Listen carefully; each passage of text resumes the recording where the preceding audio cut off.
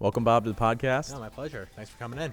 Yeah, beautiful space, beautiful business. So we're going to be talking a lot about everything.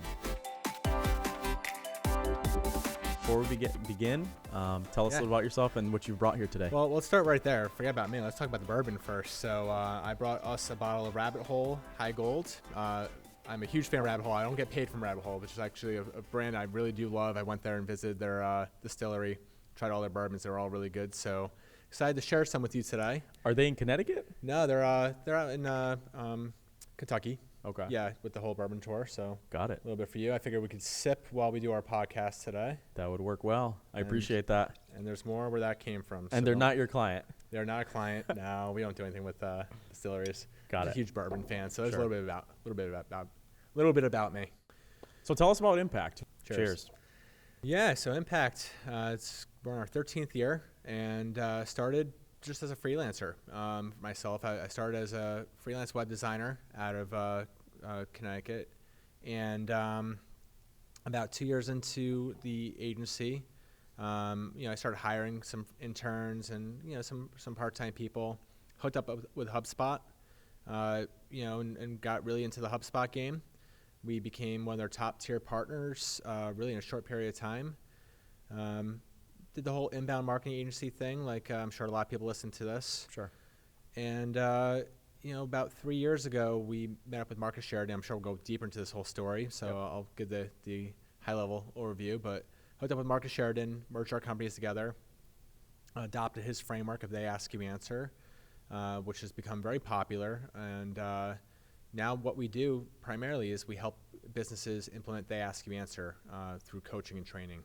So it's very, our business model has shifted a lot over 13 years.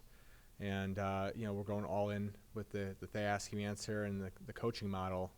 And so it's a very, very exciting future, and we still have a lot to do. Yeah, no, that sounds great. The way I found you was through They Ask You Answer. Being in Connecticut, we're both in Connecticut. Yep. Looked up to your agency for a very long time. Starting my business 4 years ago, I saw you on like every search result. Every time I searched anything that had to do with HubSpot, you guys show up. Tell me about the transition from being a website freelancer to turning into coaching consulting. What was that aha moment that made you do that? Yeah, I think it all comes down to, if you read any leadership books and they talk like Jim Collins type stuff, they talk about purpose and mission. I would say, our mission has changed several times in the last 13 years, but our purpose never really has. When it was just me and I think everybody, all 65 employees at Impact, we all shared the same purpose, which is we just want to help people. And when I started the business, I really loved small business owners, and I became one myself, but I loved working with them, supporting them, watching them grow their businesses.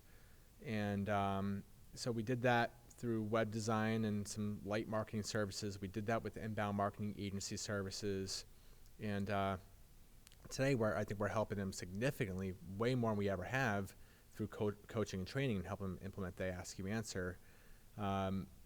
So our purpose today, documented, is to create heroes, grow businesses, and change lives. It's why I get out of bed every morning. It's everything that we do, and everyone in my company knows that. We recite that purpose statement over and over again. If that's not what gets you out of bed every morning, this is not the company for you. So I think the evolution with that as our guiding light, whether we had it documented in those exact words or not, was what are we going to do to best help these businesses? So, people liked my web designs. They weren't that good, but, go back in 2009, I was, 2008, 2009, I was a geek about that stuff. And, so I freelanced. But watching these businesses, it wasn't really just about having a nice looking website. It was about growing their business. Mm-hmm. And that's what I want to be part of. Inbound marketing had the promise of being able to do that.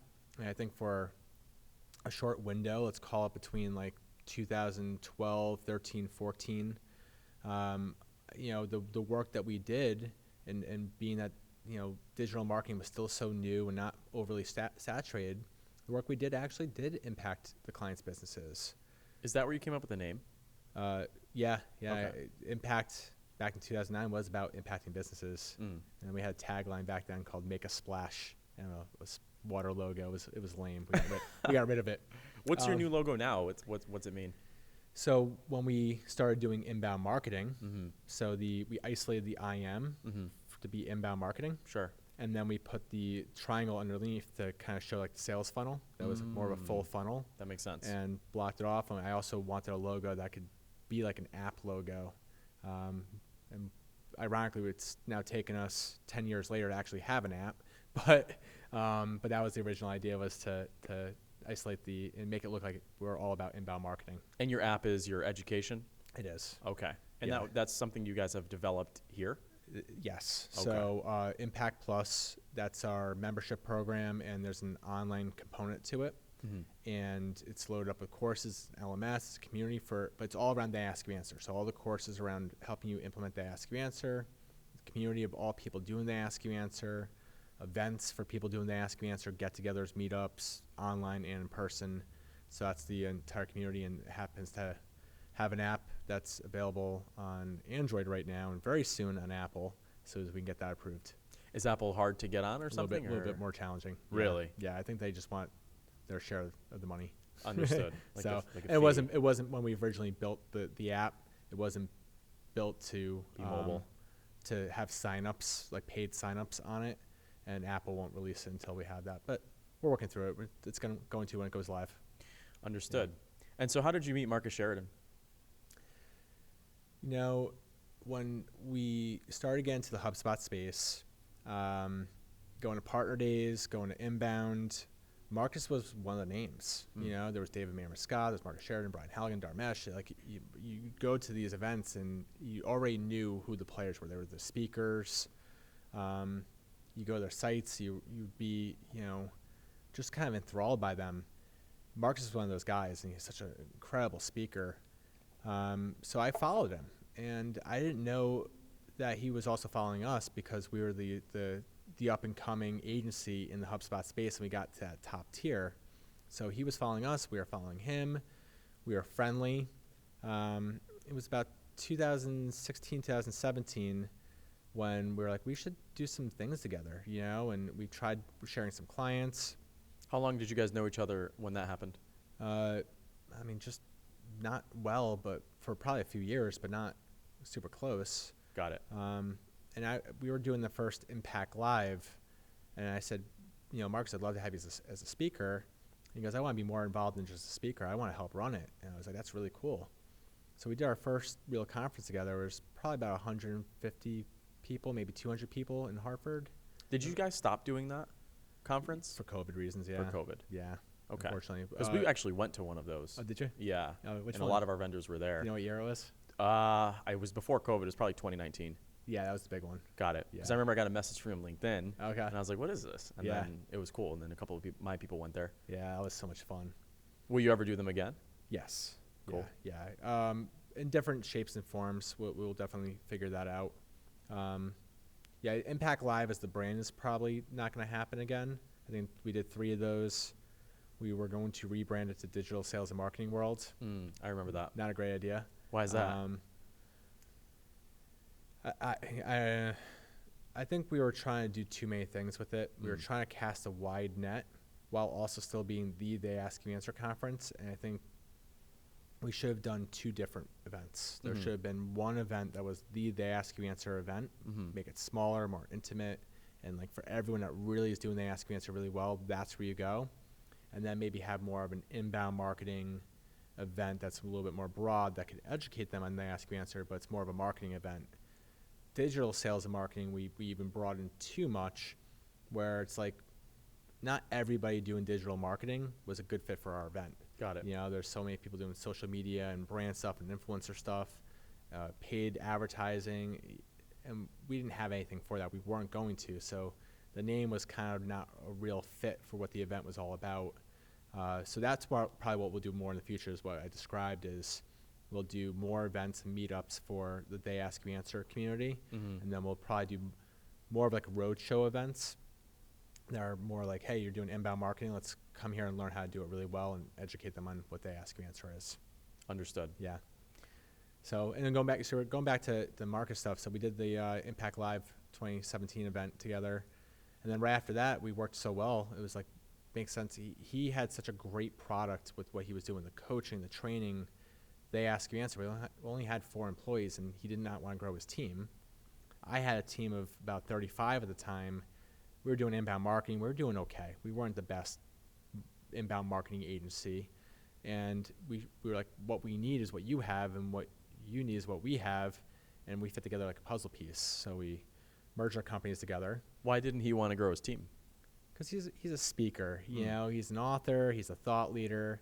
He doesn't want to manage people. He doesn't want to do one-on-ones and deal with all the stuff that, you know, you have to deal with if you're going to scale a company past, you know, a few people. That's just not his normal DNA.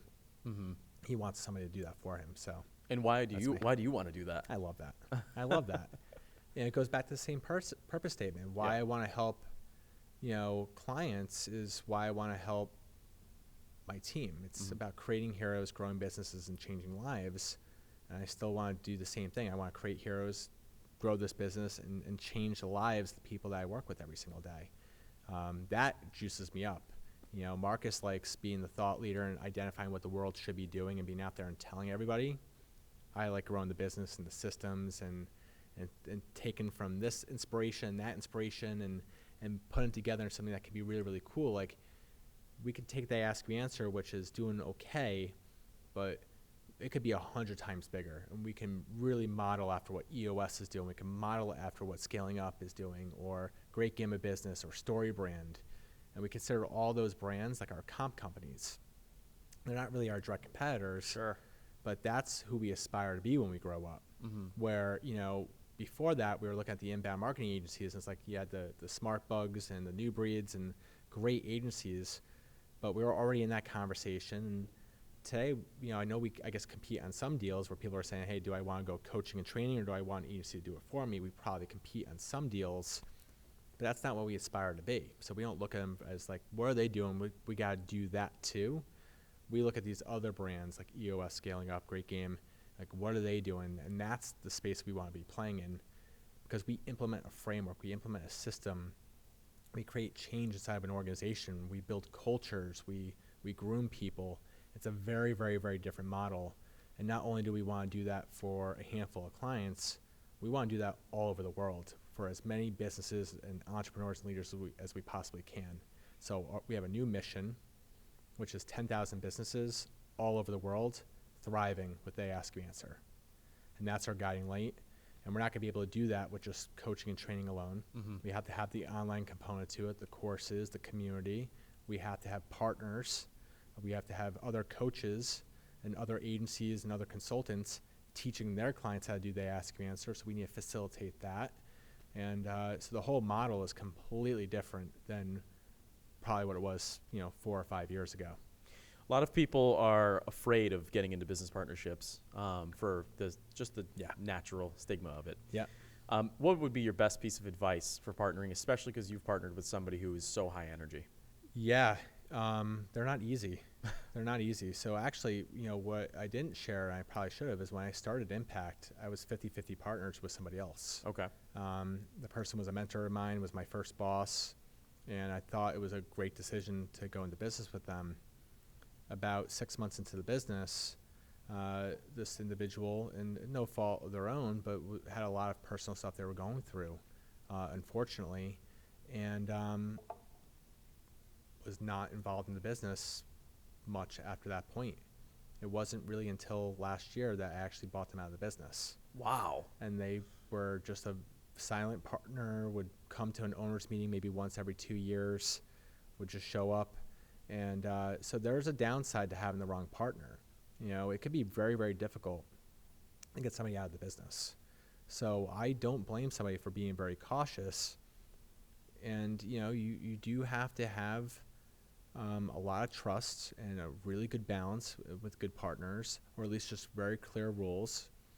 But it's also really important to separate the owners of the business versus who's working in and on the business. I think we've always done that pretty well too. So even that person we had to recently buy out never had a salary, and I always had a salary. Right. And I always had a fair market salary, at least especially in the last 7 or 8 years. Sure. I've had a fair market salary in the business. So, and then I looked at my ownership as an investment. Mm-hmm. And I'm not sure if you're doing that in your business. I hope you are. But if you're Probably really, not. if you want to make your P&L, excuse me. No worries. Bourbon. Yes.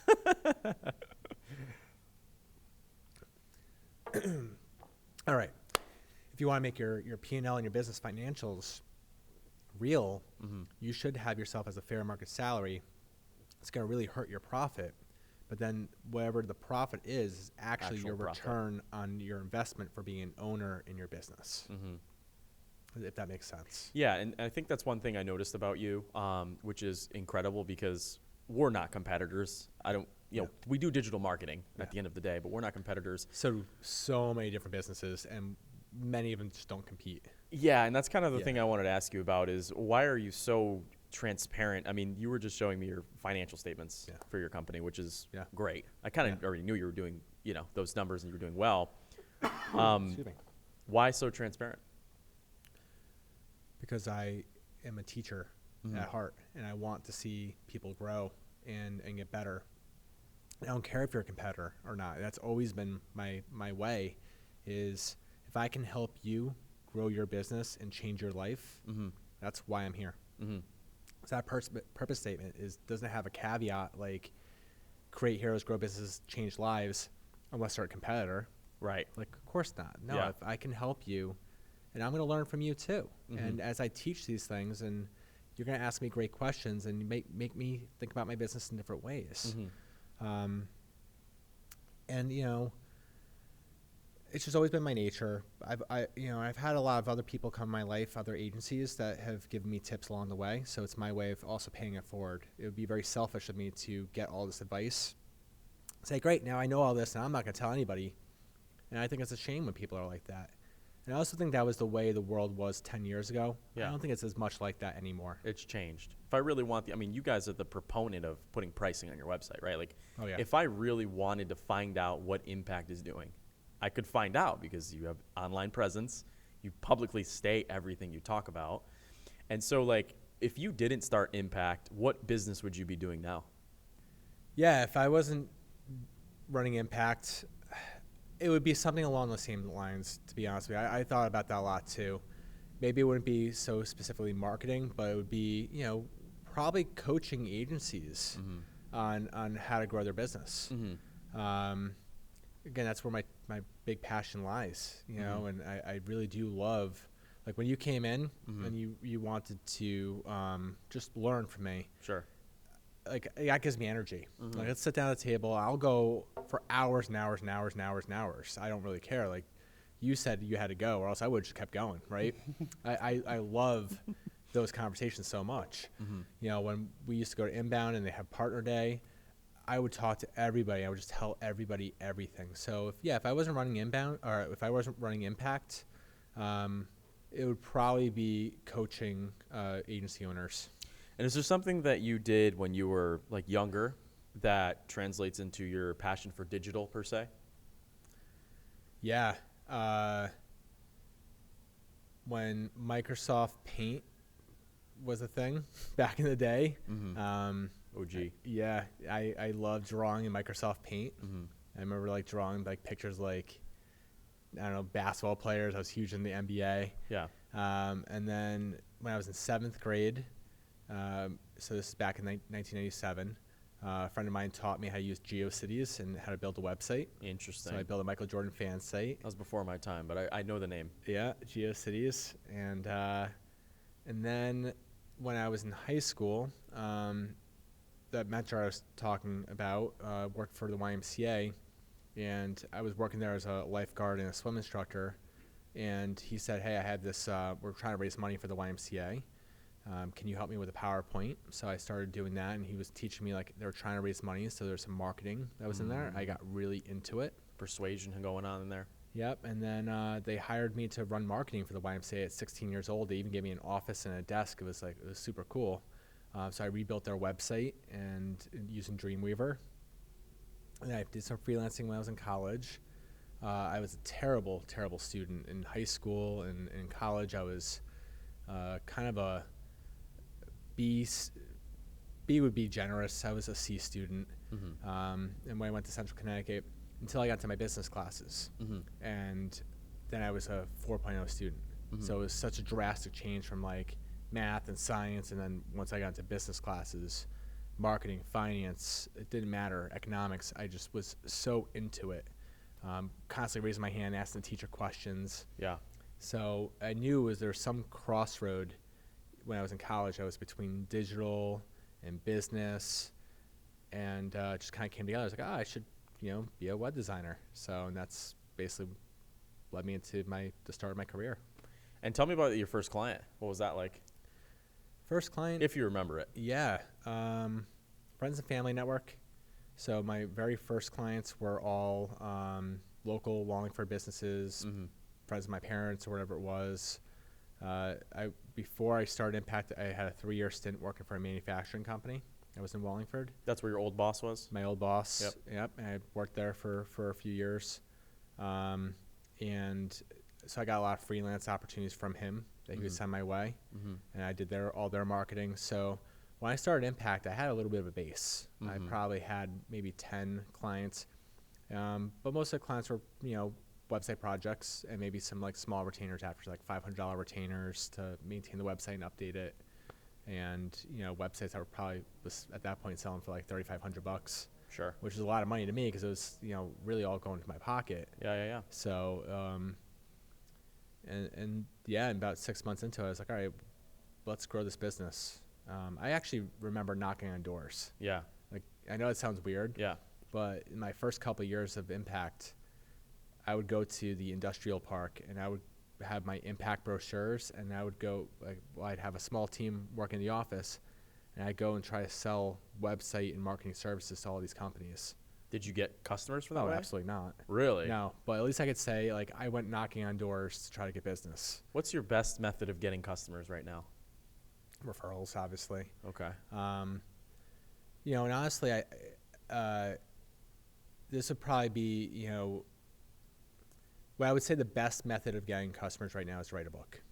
I strongly, strongly believe in book marketing right now. Even if you're not experienced? Or if you haven't been in the game, let's say 20 years and... you have a hard time writing a book if you weren't in the game for 20 years. But a lot of your audience has been. Right. So I would definitely say write a book, find some unique perspective on the industry, and create a framework around it where people can implement it. And, if that book takes off, and, I'm not expecting you to sell 1 million copies, but if people are like, hey, you should read this, it's really helped me, and you have that thing that you're known for, completely differentiates you from every other business. And to a client, you can say, hey, I have a book, so I'm legit. And, when you have a book, it opens up more speaking opportunities for you. And that those speaking opportunities gets in front of a lot of good qualified prospects. So I definitely think if you can write a book, if you are just starting out, it's friends and family. I mean, it's not being too shy or afraid to ask anyone that that has a small business in your family, hey, can I do that for you? And, for a while, you're not going to make a lot of money. You started your business. You probably gave away a lot of stuff. I'll do your website for $1,000. Still doing that. I want to get started. Yeah. And you do have to do that stuff. And you have to learn on that as well. Don't look at those opportunities. I know you don't. But don't look at those websites as, I'm only getting $1,000. I just need to get it done. Say, I have an opportunity right now to create a case study. I'm going to put a little bit of extra effort into this right now, and I'm going to find a way to make their traffic go up. Even if I have to give it away a little bit, at least I could say on my resume and my company's portfolio or whatever it is on your website, I helped this company go from here to here.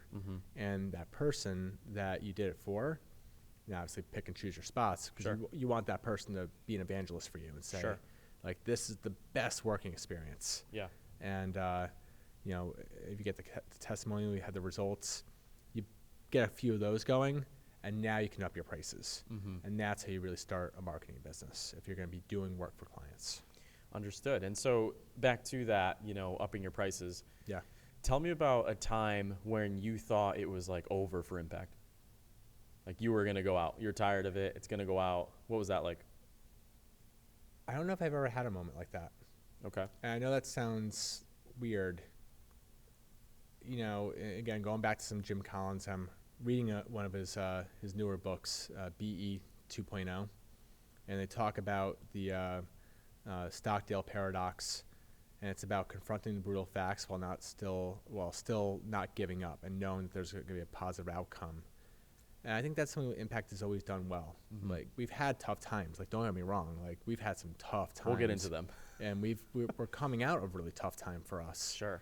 But I don't think for a second I was like, oh, Impact's not going to make it. Mm-hmm. Even in the early days, when we were really, really small, I called my mom and said, Mom, I can't make payroll. Can you help me out? Can you bail me out? And luckily enough, I had parents that was able to help me at that time. Sure. And again, we're talking, a few $1,000s. Yeah, not nothing like, now. No, I doubt your parents could bail you out now. No, have a line of credit at that point, right? Right. A good one. We never got ourselves into debt. We have a little bit of debt from last year, and we could talk about all the reasons why. But before that, we never had debt, so I never felt like we were ever going to go out of business. I always felt like if things really weren't good, I could always pivot and do some things. I always had levers I could pull, but it is important to always have contingency plans as an agency or just any business. Like, you should know all the scenarios and say, okay, if this happens, I'm going to do this, and if that happens, I'm going to do that, and just have scenario A, B, and C mapped out at all times. That was really important during COVID because no one knew what was going to happen. Mm-hmm. So you have to have a worst case scenario, an even worse case scenario, and like a really, really worst case scenario, and be ready for all three. And whatever triggers happen, this is what we're going to do. But no, I don't think we ever had a moment when we were going to go out of business or a fear for that. But definitely we had plenty of bad times. And like every business does. And any business says like we don't have bad times, they're lying. What was the worst time? I would say last year was the worst. Wow. Yeah, last year was the worst for me professionally. Okay. Yeah. So I'm talking to a transformed Bob from his worst year last year. Yeah. Yeah, it was tough. The last 2 years were tough. 2020, because obviously entering the pandemic, we lost a few Were you guys remote before that, or you were already remote? Yeah, we were already hybrid. So it's hard to say directly the pandemic hurt us, but I'm sure it did. We lost a few clients right off the bat. Mm-hmm. We had to cancel our event, which was planned for April of 2020. Customers already paid. You had to refund, stuff like that. A lot of big refunds. There was money we were not going to get back. Like we had a lot of sunk marketing costs into that event. Got it. Because the vendors, you can't get money back and stuff like that. Yep. And every business didn't know what they were going to do, so it was scary. We ended up getting Paycheck Protection Program round one, so cash didn't become an issue. We retained all of our employees, and we were already in the middle of rebuilding. So I think that had some added stress where we were going from being an agency to becoming a consulting program, building an online program, building a certified coaching program, which at that time neither of those had been launched. So you were transforming. Yep. And when we launched those programs, they didn't go smoothly. Mm-hmm. So there was some stress there. Software or people wise?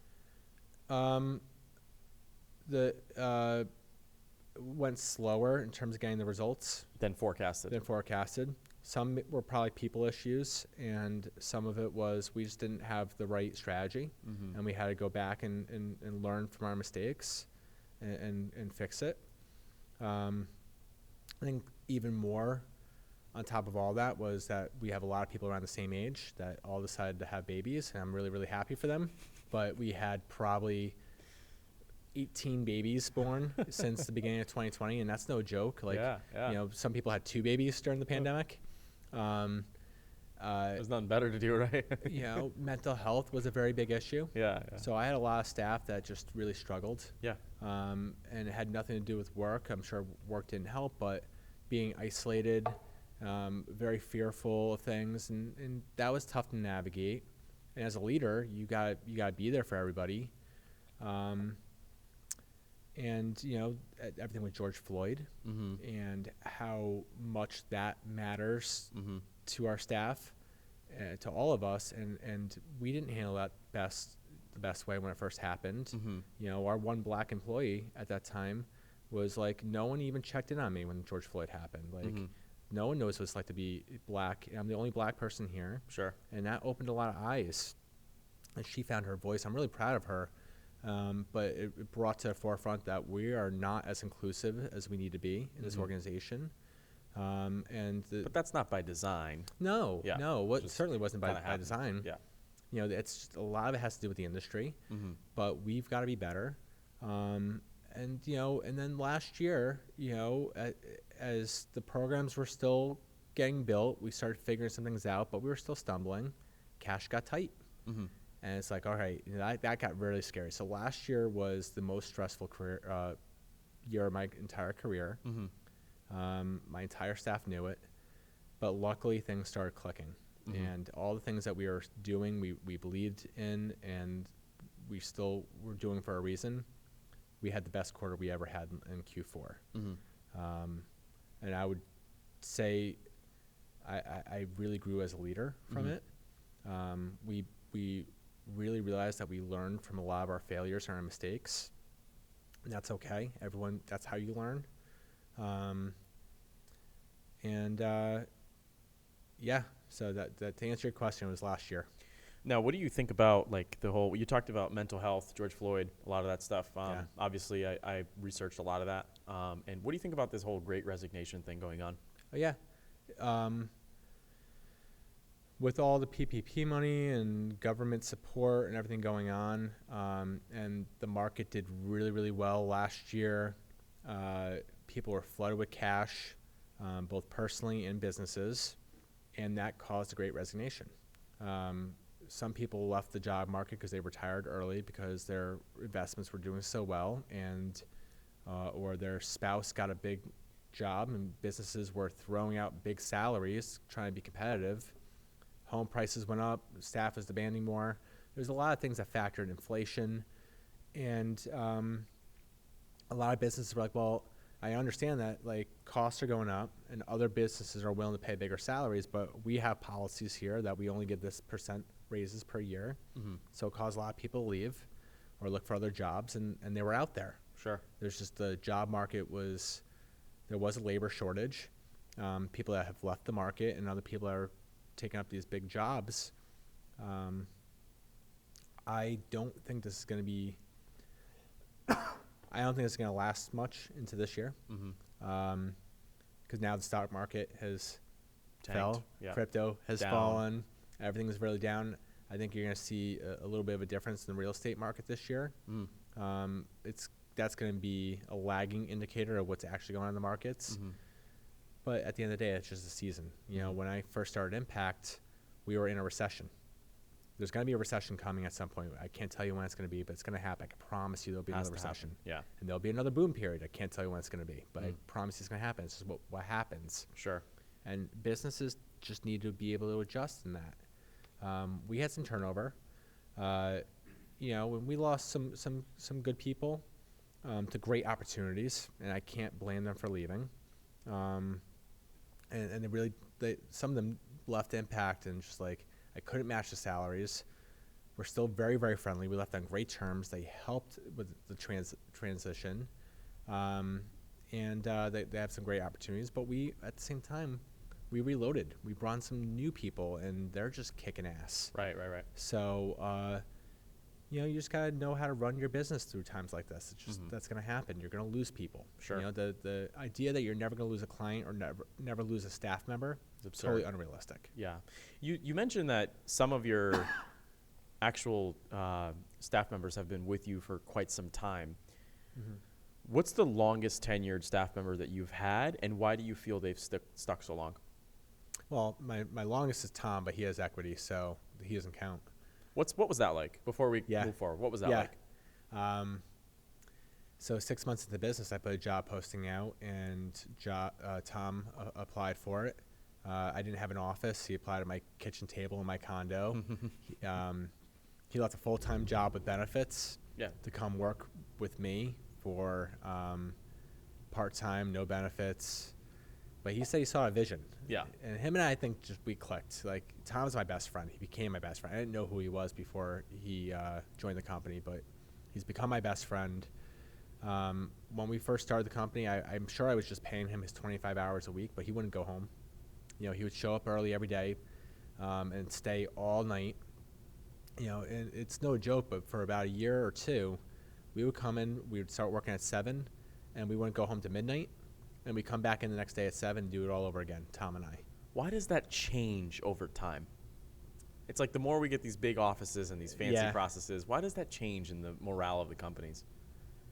I don't know if it has changed. Okay. Listen, do people have families and do things change in your life? Sure. Mm-hmm. But when you love what you do, it's not work. Right. I know I can get into something. I work all night, and sometimes I do. Sometimes, like when we get into event season, we're doing an event. Can't sleep. Like I'm just working on it all the time. Mm-hmm. And work-life balance is not about like how many hours you work. It's making sure you have a great life. Like if you were to look back at your life and say, did I do all the things I wanted to do?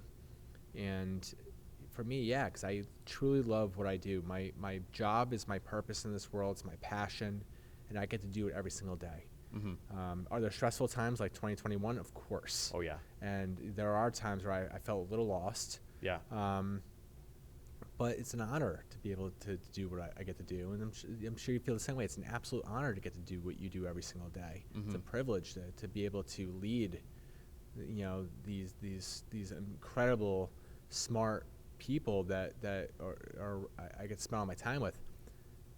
In a weird way, all my best friends work for Impact. Mm-hmm. Because we have that bond, that trust. We're in the foxhole together. We're trying to change the world together, and they get me at such a deep level, and I get them, and we support each other. We have each other's backs no matter what.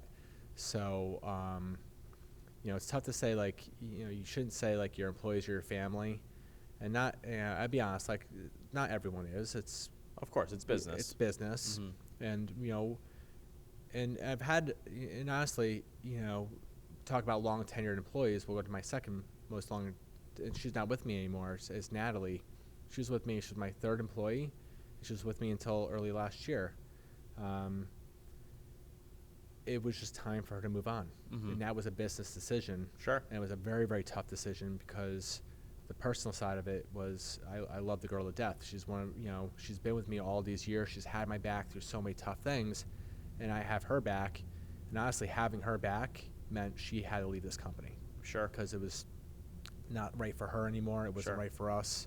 It was not fair for her to say, hey, I want to be loyal to this company, but I'm struggling. And, she's got a new job now. She's engaged. She's going to be married. She's doing great. And she's still a very, very dear friend of mine, and I think the world of her, and I think she thinks the world of me. And, I think that's... So there's both sides of it, right? Right. You guess, you long tenured employees, the most important thing is that you care about each other at a very, very, very deep level, a vulnerable level, an honest level. You really want what's best for them. They want what's best for you. And from a business side, if it's still working out, great. But if it's not working out business-wise, that's okay too, because there's lots of opportunities out there, and no one should ever feel trapped to a job for any reason. They say people leave the manager and not the business. What are your thoughts on that? I believe in it. I believe in it. I don't know if it's always 100% true, but I think it's a great mindset to have, because at the end of the day, a definition of leadership is when people will follow you when they don't have to follow you for any reason, right? It's like they're not being forced to follow you, but they would follow you no matter what. And a good manager, if they have people that will follow them through a brick wall for any reason, do we have people that could go make more money elsewhere? Of course. But they love Marcus, they love this culture, they love their teammates, they love the people they work for.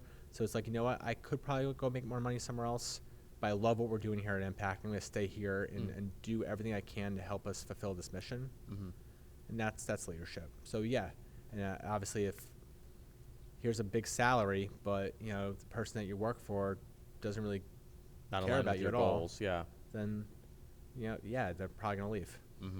What are your thoughts on the whole 4-day work week thing? It doesn't bother me. It's not for me. I like to work. I would spend more time on it, but if my employees wanted to do it, I would say totally, like try it. The way I try to manage my team based on outcomes. Sure. Not You know? hours. Not hours, no. No, so everyone's got numbers on them. Everyone's got objectives. Certainly in our space, there's meetings you have to be at. So like I expect you to be at those meetings. Sure, sure. If you're not a valuable member of your team, if clients are complaining about you and you're like, well, yeah, what do you expect? It's my day off. Right. Well, that's going to be a little bit of a different story than, I have employees that work funky hours all the time. Sure. Some people are just night owls, so they'll come, they'll do their meetings during the day, and then they'll, 1 or 2 nights a week, they'll just crush out work. So you don't have like a defined 9 to 5. No, and I also can because we also have clients all over the world now. Right. Yeah, International. Australia, New Zealand, Europe. So, some of our trainers and coaches will take calls at 7, 8, 9, 10 o'clock at night. So if they're not on at 10 o'clock in the morning, I'm not going to blame them. They make their own schedules. Got it. As long as they can fulfill their work and everyone they work with is like, no, like I would fight to keep this person on my team, then we're winning. That's all that matters. Got it. Yeah. Understood. Now, when it comes to measuring the outcome of your entire team, what would you say is the number one thing that you use to measure that outcome? Because if somebody's not, traditional employers will do, okay, yeah, you have to work 9 to 5, and that's kind of what they're measuring, the time that you invest. Because I completely believe you. Yeah. Somebody that is working 4 days a week, that's performing a lot higher than somebody that's working 5 days a week. It's almost like comparing a lion, which only needs to work when it works, but when it works, it's performing high. Yeah. A cow is always working, but it's really not doing much. What is like that number one metric that you measure with your team's outcome? Well, the company has metrics and priorities and targets, which cascades down to each department, which has priorities, metrics, targets, and that cascades down to each individual. Every individual on my team has a job scorecard. I believe in that more than a job description because you can actually score on a job scorecard. And the job scorecard is made up of a few different things. Here are our core values. Then here are the responsibilities of your role. Here are the numbers that are attached to you. Here are the competency areas that you must possess. And then your priorities. Mm-hmm. And if you score well in your job scorecard, that's all I need to know. Got it. So, and if you're on a team that's performing really well, and that team has numbers and metrics, then usually the same numbers and metrics are just the metrics of the leader of that team. And then obviously how's the company doing? And, also lead by KPIs and not outcomes. I found many times in Impact's history, we were doing all the right things, and we knew we were doing the right things, but the outcomes were not showing that. Mm-hmm. Whether it be revenue or profit, like we're just having a bad couple months, but we're doing all the right things. We just got to stay the course. Mm-hmm. And it always proved to be the right thing. And then there were times when we were doing the wrong things, like we were just very, very sloppy, Mm-hmm. but the numbers, the outcomes showed something totally different. Right. They looked good. So managed more towards the KPIs because that's how you're going to be more sustainable. It's that disciplined approach to make sure that you're doing all the right things. So when I look at my staff, like they all have KPIs that, a sales team, how many prospects did you touch, how many explore calls you did. These are all leading indicators to how many deals we're going to close. And is this all stuff that you track and measure now? Yes. So is that what you're spending most of your day on? Oh, not me. Okay. No, but What are you spending most of your day on? I spend more of my time. The bigger the company gets, the more people are asking questions like around vision and strategy, and I'm very accountable to all that stuff. So I have to have the big picture, and I have to make that very clear. I have to live the values. I have to promote the values, make sure everyone's living those values. The mission statement, and what does that mean? Sharing stories that back up that mission, the purpose. And then after that, I like to go deep. I either like to stay very high level or I like to go really, really deep.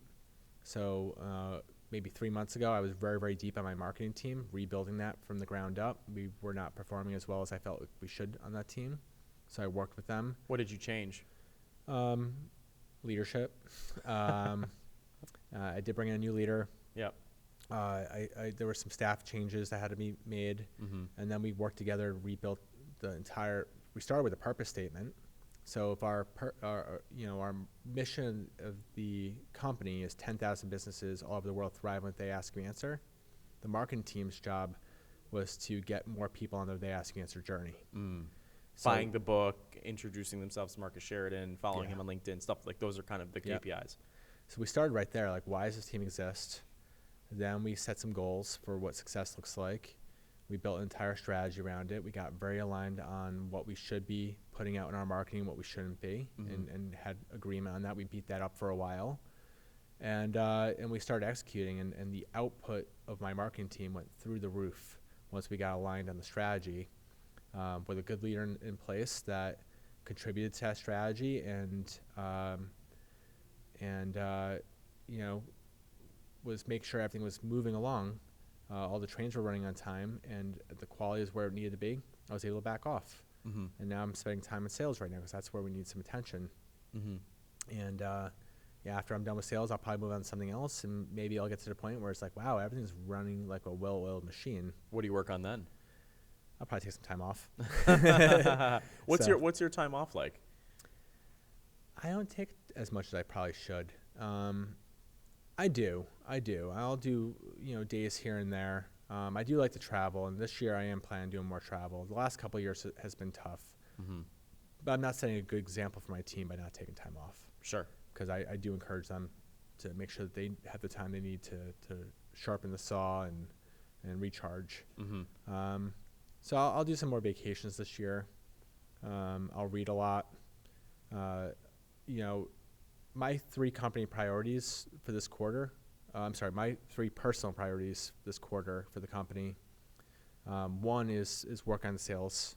So I set some targets around what I want to do in the sales process. And then number 2 is around reading books. Number 3 is around fitness priority for myself. And by doing those 3, 2 of them also kind of distract me so I could let my integrator, who I was telling you about, Bree, Sure.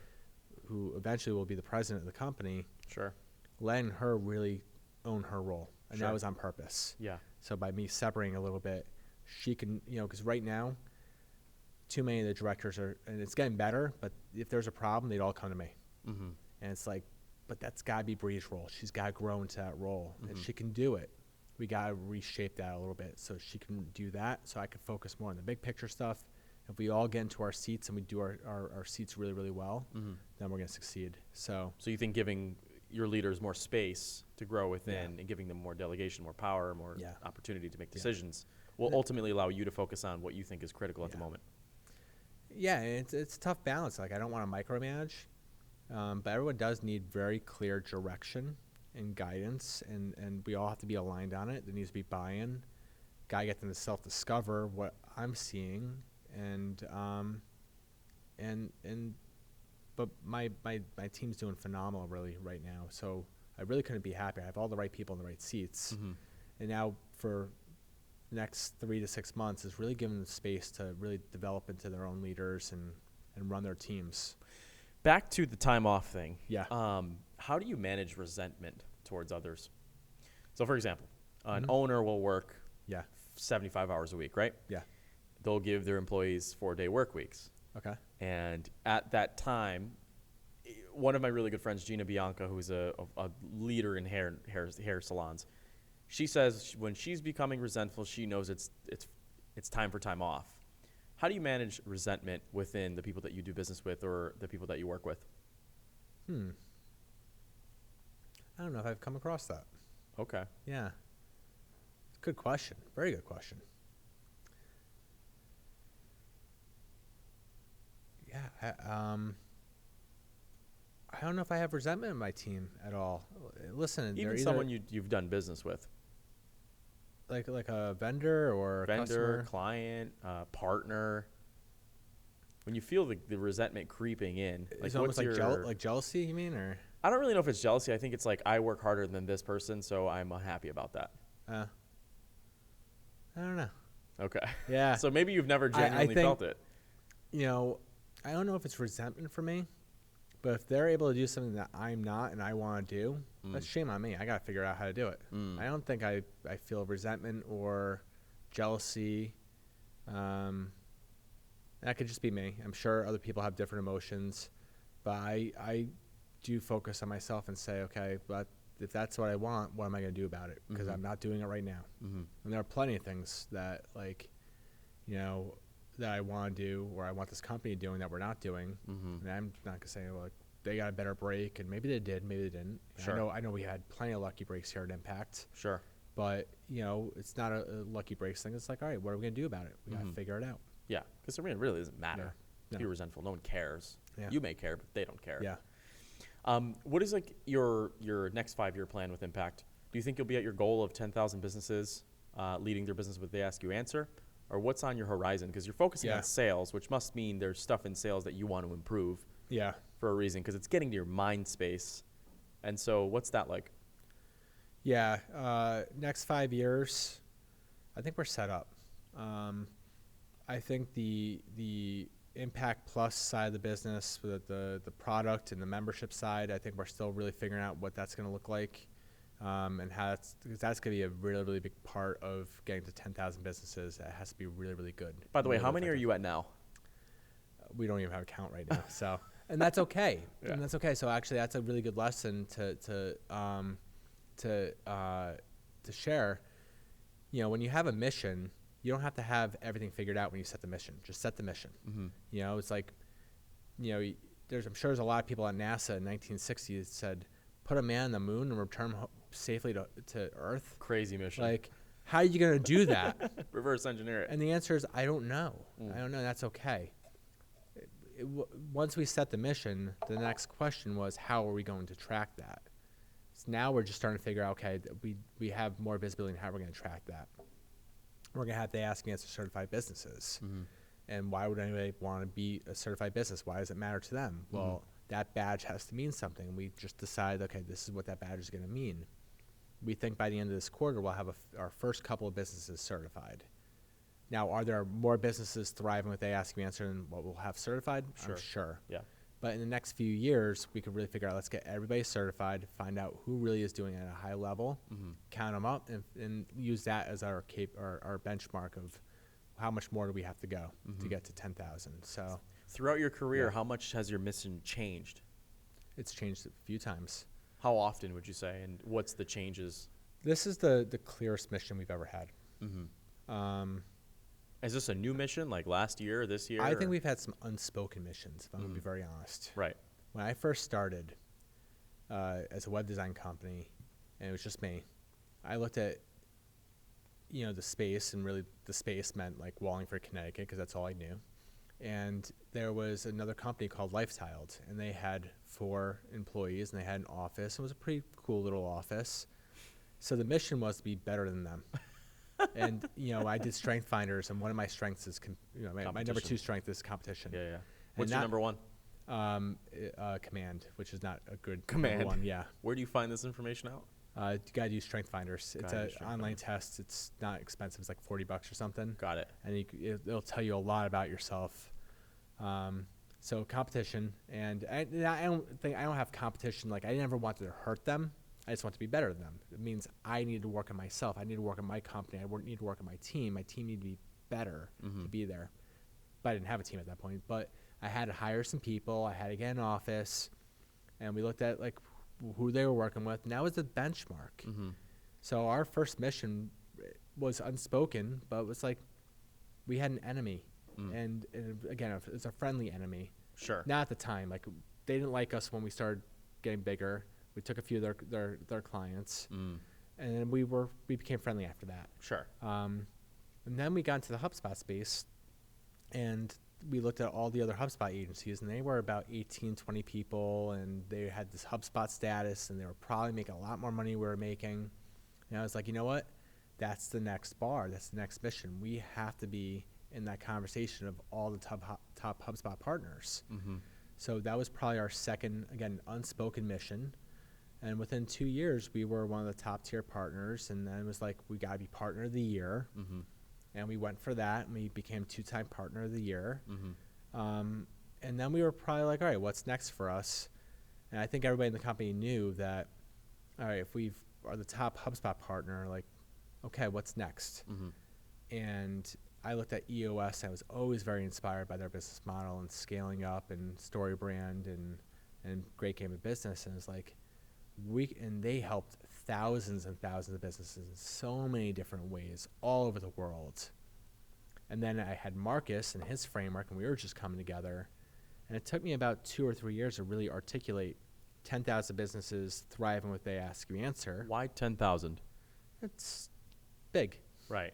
It's big. It's a lot of businesses. It's a lot of businesses. That can do what your structure is built to do. Like 10,000 websites, like that's, that's okay. But 10,000 people executing your model is it's insane. a stretch. It's a stretch, right?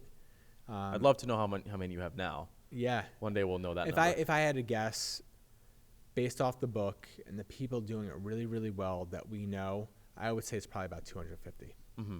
So we have a lot of work to do. Got it. There are agencies that are starting to embrace it, and that counts. Sure.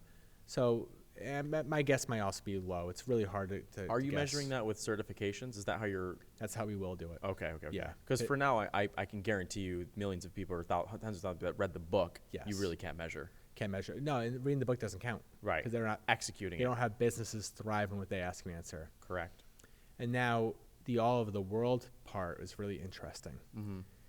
Because that got added in at the end. So it was 10,000 businesses thriving with They Ask Me Answer, and all over the world really helped rally a lot of our team around, being more inclusive. Mm-hmm. And, we want to help communities locally that are probably not doing inbound marketing or They Ask Me Answer at all. So how can we start getting to some of those markets that are, a lot of our clients look a lot like us. Mm-hmm. There are not a lot of clients that look different than us. And that's something that we want to do better at. So we can help businesses become heroes, grow, change their lives with what we know that they don't have exposure to yet. Mm-hmm. There's a huge opportunity there. And of course, internationally as well.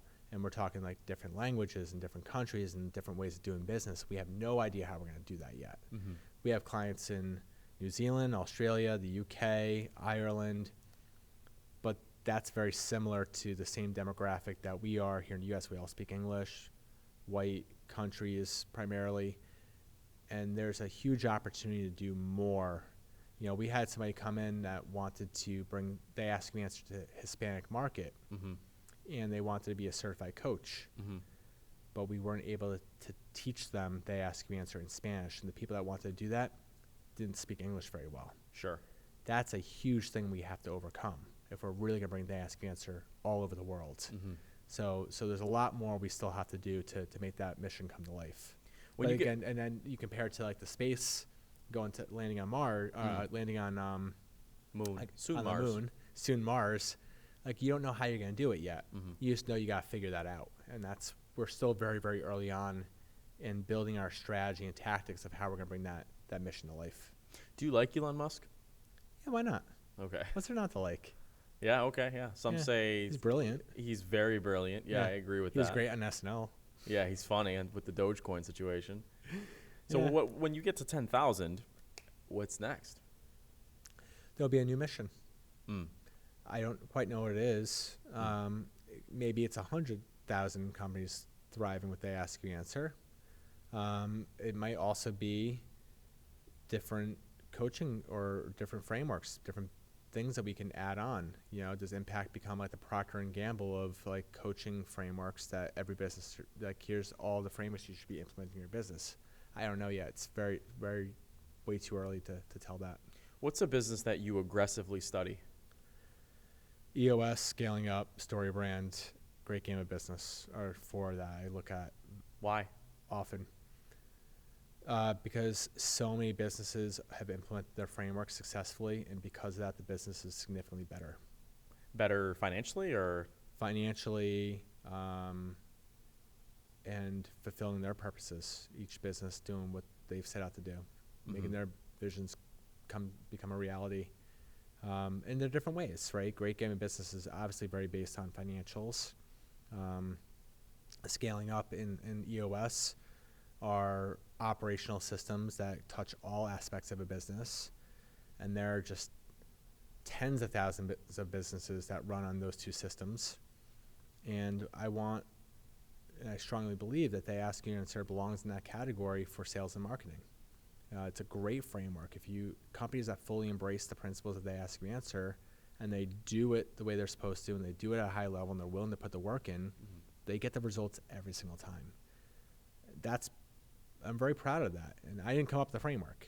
Marcus came up with it. Sure. It's iterated over time. I'm sure our staff has helped Marcus iterate on it. But it really does work.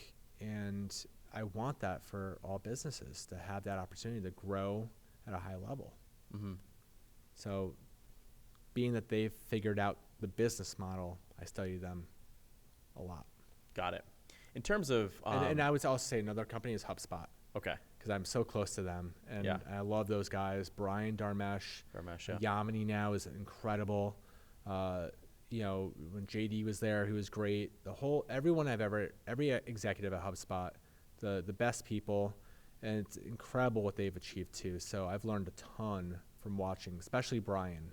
Brian's somebody that I would say is one of my top 5 role models of all time, and just incredible inspiration.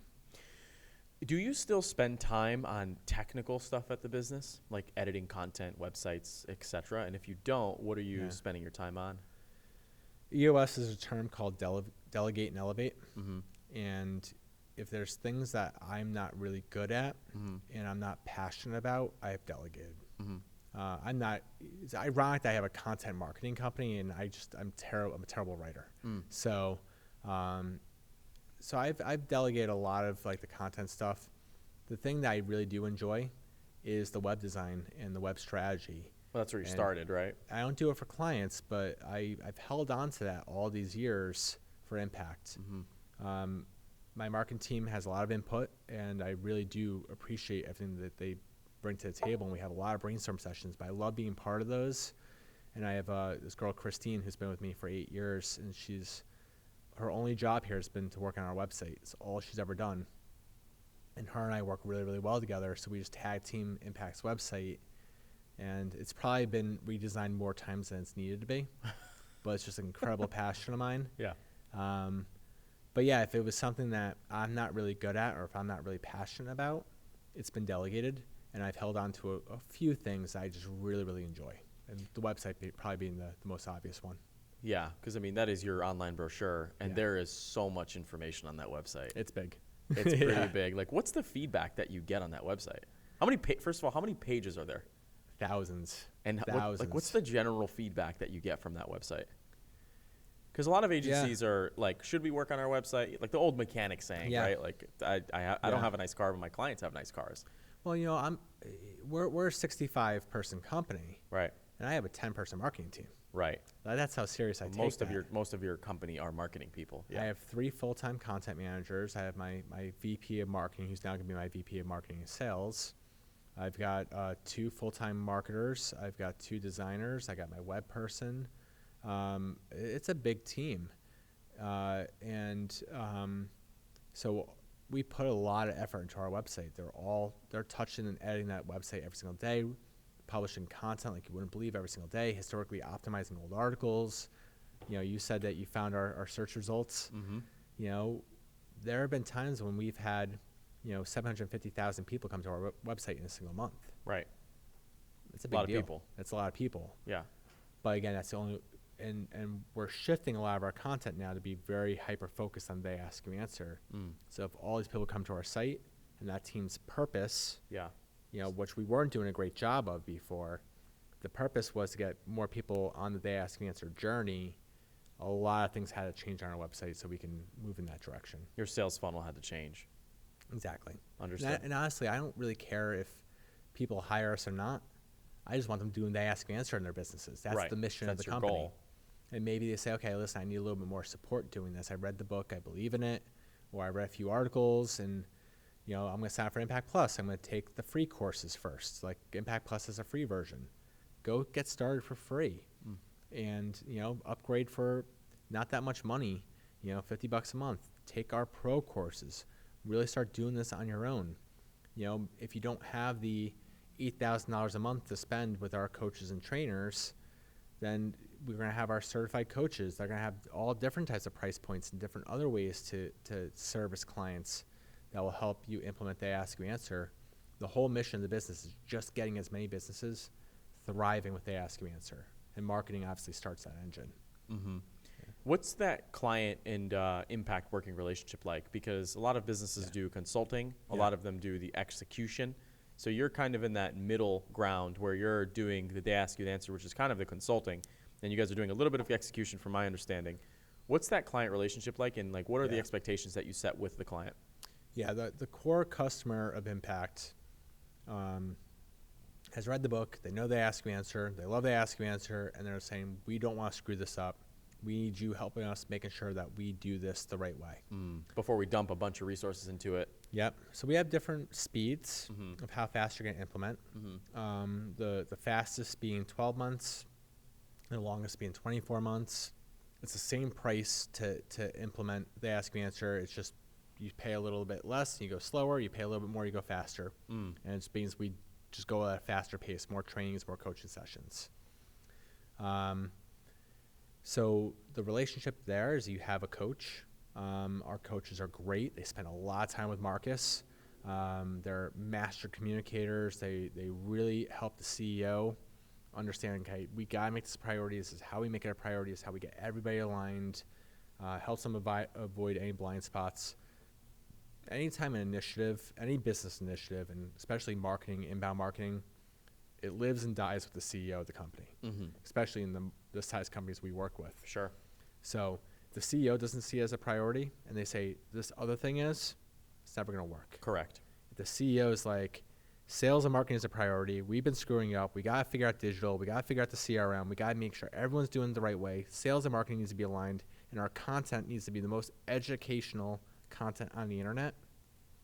The CEO believes that, we're going to win every time. So our coaches spend all their time working with that CEO and the executives, as well as the sales team and the leadership team. Sure. And make sure that that becomes a priority. If it's not, do you not get into a business relationship with the potential customer? That's exactly right. It will never work. We'll just be taking their money, and that's not why we exist. And what are some of those words that you can identify that it's like, hey, you might not be right for our program this time? It starts in the sales process. If the CEO doesn't have time to even go on a call with us, you're just taking their money, and that's not getting you closer to your goal. We're never going to close that sale. Yeah. We're never even going to try. Our coaches won't get on a call in the sales process unless if it's a $25 million business or smaller, the CEO better be there, or else we're not going to take that call. Sure. If it's bigger than that, we understand like might be, we have some clients that are pretty big, but that higher up executive needs to be there. Otherwise, we're not going to take it. So like Yale Appliance, I know that's one of your customers. Yeah. How did that working relationship start, and how have you guys done what you've done with them? Because I'm going to tell you a funny story about that business. Oh, yeah? I have an appliance customer, and they're like, they worship Steve. I think that's his name, right? Steve Scheinkoff's the man. So what's that like? Because one of my friends is like big worshiper of him. Steve's great. He's such a great leader. He's very insightful. Steve was doing inbound marketing. He had HubSpot, and he had, they were doing it in-house, bought into the whole HubSpot model, and it didn't work for them. And I think Steve saw Marcus speak at a conference, and River Pools, where Marcus was, Marcus didn't even have an agency, I think, at the time. Maybe he was just getting started. And River Pools, their stats were going through the roof. And Steve's like, what the heck? I think the original conversation was like, Marcus, like, I won't do this for you, but I'll teach you how to do it. So Marcus looked at all Steve's content, and he goes, oh, I see the problem here, Steve. Steve, you like to talk about Steve. This is why it's not working for you. You're just going out there saying, our quality is the best, our service is the best, our price is the best, blah, blah, blah. Right. And everyone's tuning it out. That doesn't work. Right. So Steve, being, to his credit, incredibly open to feedback, incredibly coachable, willing to do the work, willing to figure out what it takes, spent a lot of time with Marcus at the time. Now our coaches and trainers do this. But he wrote the most honest, transparent content that he could ever write about appliances, helping people all over the world with making smart, smart appliance purchasing decisions, going as far as writing content saying, being that we have this many customers and being that we have this many stores, we were in 1,000 homes this year servicing appliances. And we have data that could definitively say, these are the brands that we've serviced the most, and these are the brands that we service the least. And of course, what you want are the brands that we service the least. And he published that content, went viral, and now he updates that every single year. So Steve was willing to address the topics that buyers actually cared about because that's what he was taught, and he did it. He was willing to do it. He talks about price. He talks about problems. He talks about competitors. He doesn't care because that's what only person he cares about are the people that are buying appliances. And what do they need to know? Doesn't care about the competitor or what they think. Yeah. And even though he gets emails to say, listen, I live out in California and I won't be able to buy an appliance from your store, but thank you so much for being so honest and transparent with this information. It helped me make the right decision for my home. So that's how they've grown. And they're the most trusted brand when it comes to anything appliances because there's no BS. You know, you will never read an article on Steve's website where you're like, oh, they're just saying that because they're, you know, they get commissions out there. They're biased. They're an influencer. They're biased. Right? No, it's none of that. It's like Steve just, he'll openly admit, the products that we sell may or may not be the best fit for you. Right. But here's the things that they do well, and here are the things they don't do well, and here's everything you know to make the best decision for you. In the book, They Ask You Answer, or I don't know where I saw this, but Marcus said, Steve, you're not going to like what I'm going to say. Oh, yeah. It's probably going to offend you because of the way you're doing things now. Steve wanted to wring his neck. Yeah, I could see that. I mean, very successful business. But very quickly he gave in. Yeah. Yeah, and I mean, so like, what's that buy-in like? I mean, you have somebody who's doing business who thinks they're doing things the right way. They're doing incredibly well. Yeah. Like, how do you get that buy-in to somebody that doesn't want to put price on their website or doesn't want to talk about a competitor on their website? How do you get that buy-in? Well, you know, it's just like anything in life. Like if you have enough pain, you're going to make a change. You know, if like you're, you know, overweight and your doctor says if you don't lose weight, you might not live for the next 10 years. You might miss your daughter's wedding, right? You have enough pain that's going to make you change. In Steve's case, he wanted to grow the business. And he knew inbound marketing digital was going to be the way to do it. He knew he was going to have to get his website traffic up, and everything he was doing was not working. He was banging his head against the wall. So in Steve's case, he had enough pain to change. And I think that's for a lot of CEOs that are, you know, looking at their company and looking at where the world is right now and how people make buying decisions. And, you know, if one competitor in their space starts doing it right and doing it well and eating their lunch, they have enough pain to say, we got to figure this out too. Have you ever had a situation where you said information about a competitor on a client's website and the competitor reached out to them and they were like, hey, can you take this down? I mean, if it's facts, which should always be facts, then it's not slander. No, then don't take it down. Right. Yeah. You know, like on our website, we have, you know, the top 13 HubSpot partners that we would recommend.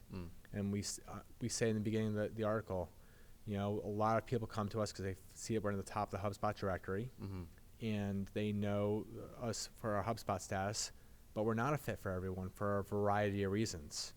And if we are not a fit for you, and if you ask us, like, we didn't go with you and we said, who else would you recommend?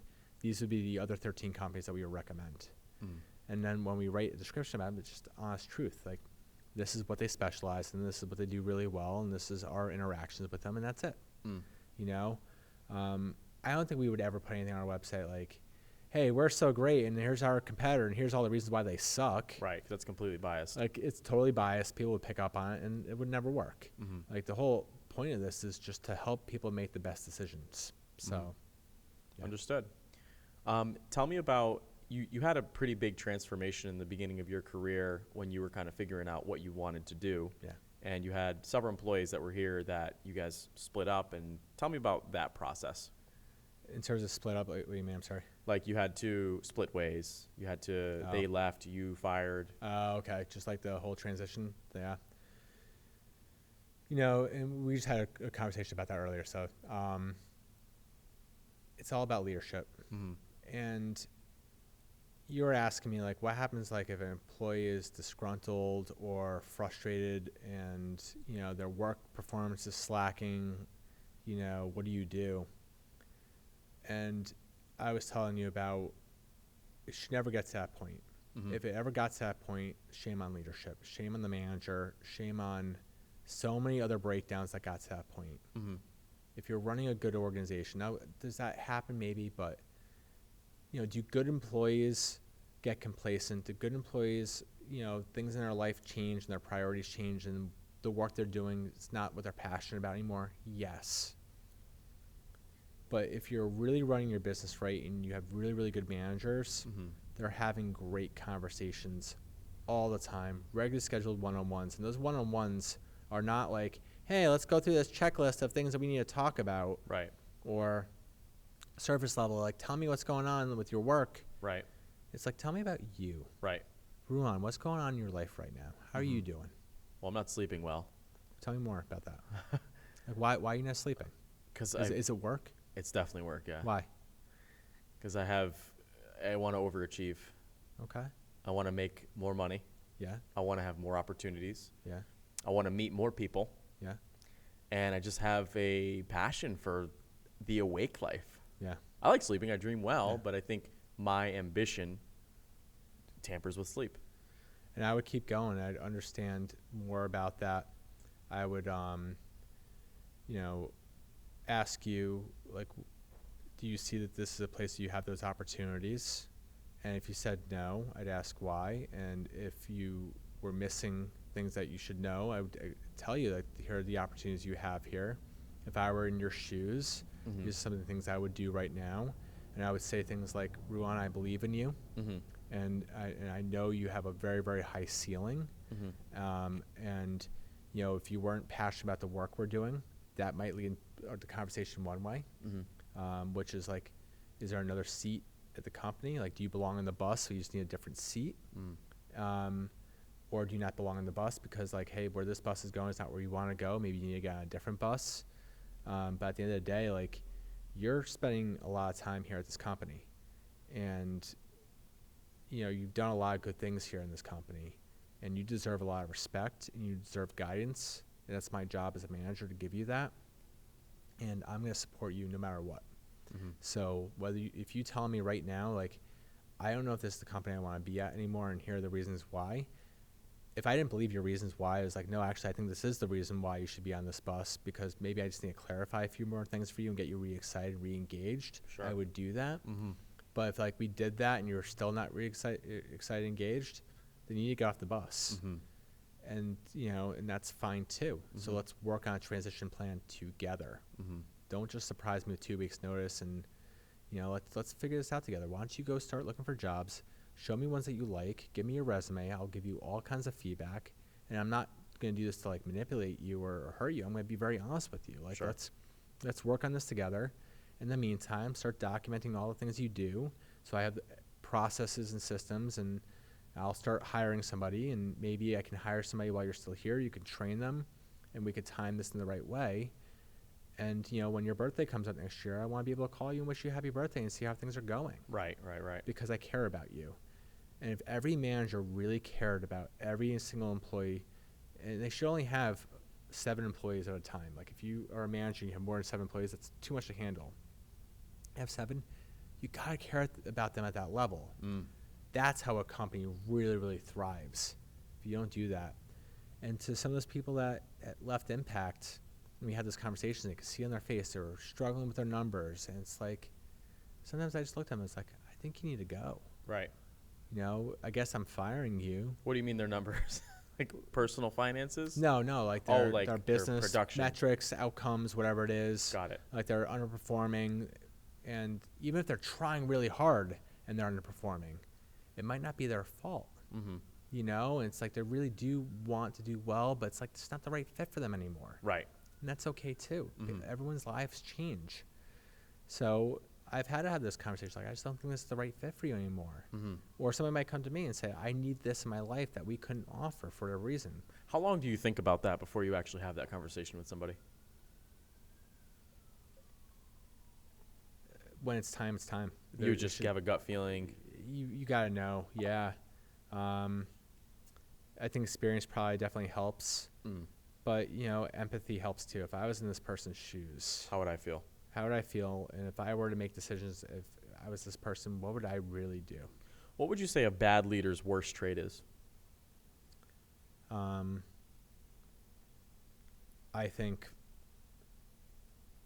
depending too much on a process and saying like, well, I was just doing that because I thought that's what we were supposed to do.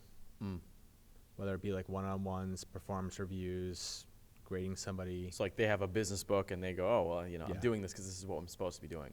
Doing what you think you're supposed to be doing instead of doing what needs to be done. Right. And that's really, really hard to decipher. And again, just experience, I did a lot of stupid things as a leader, as a manager. My team would tell you that there's an old Bob and a new Bob. And old Bob was just a very immature leader who had no idea what the hell he was doing. Only read maybe like one or two business books in his life.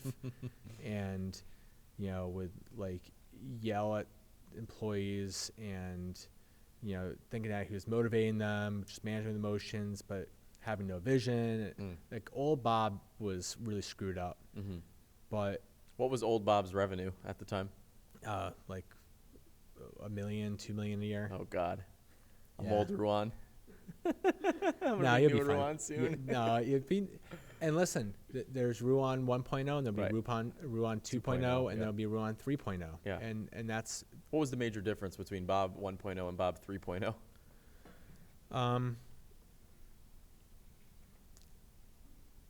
There's a few things. Leading with a vision and having a shared vision with everybody and asking their opinion. I did a 360 review and hearing what people thought I thought was so screwed up and clarifying that. Being more vulnerable was probably the biggest thing. Right. And saying, listen, I'm not the best leader. I got to get better. Sure. Because if I'm going to lead this team, you need me to be 10 times better than what I am right now. And my commitment to you is you said this about me, and you said this about me, and you said this about me. These three things are the things I'm going to work on first, and I'm going to be better at these, I promise you. And I'm going to I'm going to show you that I'm going to be really good at these things. And meaning it, reading the books, putting the work in, telling my team to hold me accountable whenever I went off of what I should be as a leader. And at the same time, caring about them and their careers and saying, realizing that not everyone saw their future at my company at one point and saying that is not a good thing. Right. How do I create how do I manufacture a place where everybody can see their future here? And also just addressing the elephant in the room. Like, I understand you guys don't want to see your future here. That's not good. I have to fix that. We have to fix that. Right. So that was a lot of the difference between like old Bob and new Bob. Did old Bob have a lot of ego? A little ego. I wouldn't say a huge ego. Okay. Perceived ego. Sure. I think deep down how I felt and how some people perceived me. Not everybody perceived me. Like the people that worked closest to me knew the real me. But I think more people on the front lines probably thought I was egotistical and only in it for the money. Because I was talking a lot about revenue and profit. And I think they all just thought that was money going in my pockets, all I cared about. We were very, very misaligned. And again, alignment is the role of the leader. So that was all my fault. How do you manage that perception? Being very honest and just having lots and lots of conversations, lots of communication, group settings, one-on-one, small group, wherever you can do to just get to know everybody and at least get the feedback of like what are they thinking. So I had the data to actually take action on it. We've done a company survey once a quarter, every quarter for the last 7 years. And What are some of the questions in those surveys? I'm going to have a little more of this bourbon. Yeah, go. Oh, yeah, please, by all means. One little sip. Yeah. He's driving home. Yeah, he is. It's not snowing yet, so we have plenty of time to keep talking. God. I'm enjoying this. Thank God it's not snowing. Yeah, pour me some too. We used the Gallup's 12 questions, so look those up. But I would ask you, like, do I have the right resources to do my role? Do I know what's expected of me? Do I have a best friend at work? It's a 12 questions that positive responses on those 12 indicate positive engagement from all employees. And going back to like people don't quit the company, they quit the manager. It's always fascinating when we have like low scores on one team So you do them team by team, No, we do the whole company, company-wide. but You can identify we team can by team. identify who the people are. And what does that mean if like one team is all scoring low, but when the rest of the company is all scoring high? What does You that got to mean? spend more time on that team. Or Communicate more effectively with that team you look at the leader of that team. and the leader. Yeah, That's and I learned that from Brian Halligan. interesting. Like he knows he's So got. you're not really seeing the team as a whole. You're looking at who's responsible for the team, the leader. That's exactly right. Mhm. They're not communicating to the team, cascading Effectively. things through. They're not running good one-on-ones. They're not doing all the things we just talked about. So maybe that manager's checked out. That's what Halligan told me. Because when I know I have to replace a leader in my company was when I see a whole pocket on the company surveys where performance is low. And it could be an entire department. It could be one little team. That information says like if you got 8 people who all report to the same manager and they're all scoring low, but the other 50 people in the company are all scoring high, the problem is the manager. It's night and day. Understood. Yeah. And so what do you do in that situation? You obviously, your proactive approach, you communicate with the manager and see what's going on with them. And then what is that, if it's a negative conversation, what's an action plan look like with that manager or team member? Yeah.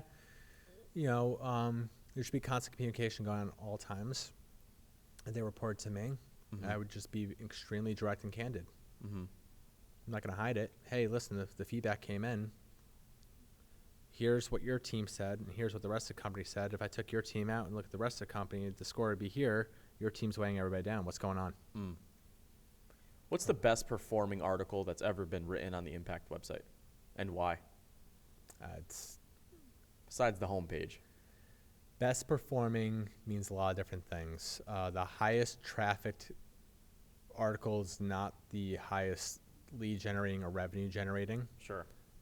So I would say the highest trafficked article is something about company profiles for whatever reason. Like I guess we just are the only article that used the keyword company profile, so it gets thousands and thousands and thousands of views, but no leads.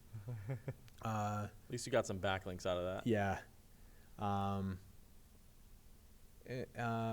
about leads? Leads. What have you seen translate best for leads and sales? Right now, it's not an article as much as a content piece, but our best lead generating piece is the inbound strategy playbook for 2022, which is basically an introduction that they ask you to answer. You're trying to do inbound strategy or inbound marketing, you're planning your strategy, you don't know what to do. This playbook will give you the guide on how to do that. And then, from there, it's usually a gateway into Impact Plus, so they start taking some free courses, or they do a self-assessment. So those would be probably our top 2 pieces of content right now. What are the top 3 things in that playbook? It's 7 keys or it's like the 7 principles of high-performing inbound marketing. But company alignment, buy-in, starting with the leadership we talked about, hiring a content manager. You gave me that advice, and I'm working on that. Yeah, it's the number one thing you do. And not for clients, but for Develomark, right? Because there's a big difference. When we were 7 people, one person in my company was full-time dedicated to creating content for Impact. Anybody can do it. Highly, highly recommended. Even we've seen companies that are 10 people, and they have a full-time content manager. It's the most important thing you can do if you want to have success with inbound marketing. That's a non-negotiable. When you were asking me, we talked about buying with the CEO before, like clients that we'll work with. The other non-negotiable is you're going to hire a content manager if you don't already have one. And that content manager is going to go through very extensive training on how to do this. And you recommended somebody that's out of college, willing to work hard, wants to learn, implement the playbook. Yep.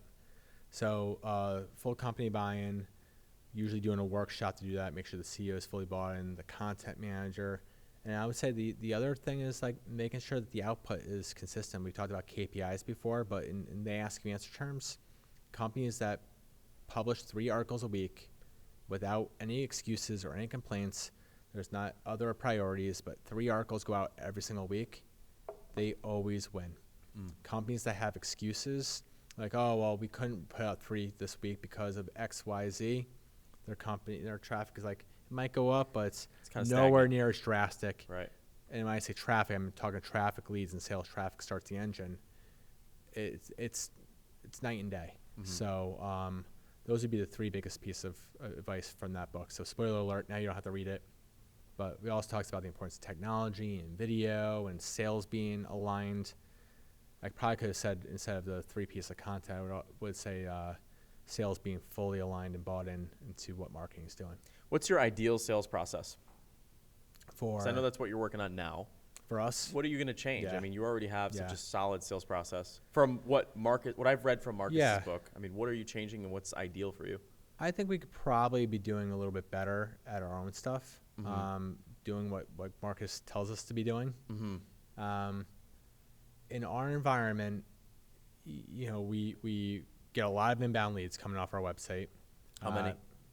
We get thousands a month. We probably get people raising their hands saying, hey, we want sales. Probably get about 50 people a month raising their hands, want to talk to us. We have no shortage of sales opportunities. We go into explore call. After that, be a deeper dive, diagnostic, qualification. If they get past that, they go to they meet the coach. And if the coach says, hey, they're a good fit for me, I'm a good fit for them, then we go and we close the deal. So that's our sales process. Sure. Where I think we're struggling is going, like, once that first conversation and making sure we are as set up for that coach conversation as we need to be. I think our team has been having happy ears where, like, someone would come in and say, hey, we need to be doing the ask answer. Say, great, let's go meet a coach. When in reality, it's like, great, I'd love to introduce you to a coach and start helping with the ask answer. But before I do that, why do you need the ask answer? Tell me about that. Right. Like, let's really understand what the ask answer is going to do for your business. Where are you right now? Where's your gap? Can we just role play that? Yeah. I mean, like, I'll be the client with Develomark, Yeah. and then you kind of bring me through that sales process. Yeah, and we'll go. So I inquired, and what's that like? Yeah, so I mean, the first thing, so that's great. You want to do the ask answer, but tell me more about why you think this is going to help your business. Like, what problem you're trying to solve right now? We have a great product and service, and we don't get enough inquiries of the type of customer that we can help. Yeah. So we get a lot of leads, but a lot of those leads aren't necessarily the type of customer that we know we can help the most or want to help the most. So we want to work with growing, establishing small local businesses that want to generate more leads online. Yeah. And where I would go from there, if I was going to continue role playing, is I'd probably dive into that a little bit more. Like, what's that costing you? Where do you want to be? What's the gap? That's where my questioning would go to speed this up a little bit. And I try to quantify that gap to say, wow, we got like $1 million problem here. Like, let's make that $1 million problem go away. So you're quantifying it with a dollar. Quantifying. Because right when you say that, I'm thinking, well, one, I'm stressed dealing with projects that I don't want to deal with, and I'm doing it just to pay the bills. Yeah. And then two, the way that it's tampering my business is my team has to take on these projects where they may not feel like it's the project they know how to do the best on, which is causing, in my head, that's the type of stuff I'm thinking about. So 2 great books I would highly recommend are Baseline Selling and Gap Selling. 2 of my favorite books. And really, closing the sale actually happens in the first stage of the sales process. Sure. By going deeper into this stuff, like understand what the gap is, what's costing the business. If they don't take action on it, what more is it going to cost the business? Understanding how they're going to make their decision. So you could say a question like, hey, say, like, at the end of this process, you love us and we love you and we want to do business together. What do I do? Do I just give you an agreement and you sign it? Well, no, not exactly. Okay, tell me more about that. You understand their buying process so you can manage to that. There's a lot of other things that you have to ask early in the sales process. It's going to make it a lot easier to close the deal. Because if you don't do that early on, you have nothing to anchor into at the end of the close when you're trying to close the deal. Like, why are we not closing this yet? I'm confused. You told me this. You told me that. You told me that. Like, what's stopping us? And making them say, well, I guess nothing, right?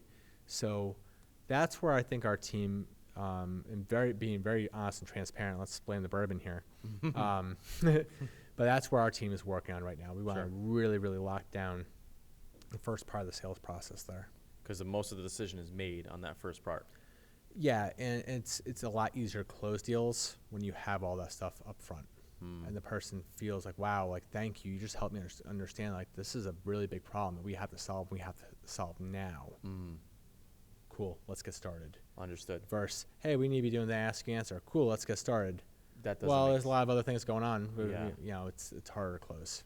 Tell me about a time where you'd worked with a client and it was bumpy in the beginning. It was just very bumpy, like somebody didn't show up for a call, whatever it may be, and you were able to save that client.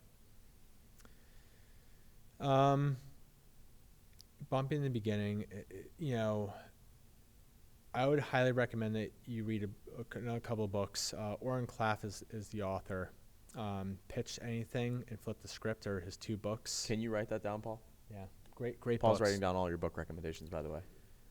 The difference between a bumpy situation and not is who's in the driver's seat, as who's running the relationship, who's in charge, who's the alpha dog. And if the client is the alpha dog, it's going to be a very bumpy relationship. Mm-hmm. If the person that is servicing the client is the alpha dog, call it Marcus Sheridan. Sure. Like, do you think a client's ever like making a bumpy relation? No, he's telling you exactly what you need to do. The Steve Scheinkoff example. You're going to do it my way, or else we're not going to do this at all. Love it. I have proof. There's a reason why we're doing business together. You have my history, whatever it is, but you hired me for a reason. Either you're going to trust me, or we're not going to do this at all, and Love be it. willing to walk it away. Love it. That is the difference between a bumpy relationship and not. Anytime we screwed up with a client, it's because we got into the servant role. Sure, we can do that for you. Oh, we can do that for you too. Mm-hmm. No problem. What else do you want? Right. Marcus likes to say, who's on their heels? Mm-hmm. Does the client have you on your heels, or do you have the client on their heels? It's all energy, yeah. So who's driving the relationship? And that's, I could say it all day. It's very, very hard to do. Uh-huh. The skills to be able to run a relationship like that, it's not natural. Mm-hmm. It's something you really got to learn and master, just like anything else. Mm-hmm. It might take 10,000 hours to really be a master at that. Marcus is great at that. And that's what our certified coaching program is all about. We spend more time teaching coaching skills on how to be in that power of that position of being the alpha dog more than anything else they ask you to answer. And when we groom our talent, I was showing you before, account manager, trainer, coach, senior coach, or head coach. Mm-hmm. As you grow through those ranks, it's all about having those skills to get yourself in that position, the confidence, the communication tactics, the being one step ahead at all times to be able to lead that client through. That's what it's all about. And whenever we put somebody on a client that doesn't have those skills, and that's when we screwed up. We fixed that. Sure. So I'm not spending time on that part of the business right now. Sure. But we've made it a huge priority to make sure that every single person in our business, no matter where you are, is getting that training, because it could take you 2 years to grow those skills. The same skills to be a great leader with clients. Mm-hmm. It's the same skills you need to be a great leader with staff, great in front of a camera, and honestly, if you're an individual contributor, just a great teammate. Mm-hmm. So we're putting a priority in Q1 here. Every single person in our company is going through this communication training, so we're all aligned, and everyone's growing at the same pace. Interesting. If you were to sell impact today, what would you sell it for, and what mission would you follow? I don't know if I'm going to sell it today. I'm having too much fun. Because we were talking about like Elon Musk before, right? Yeah.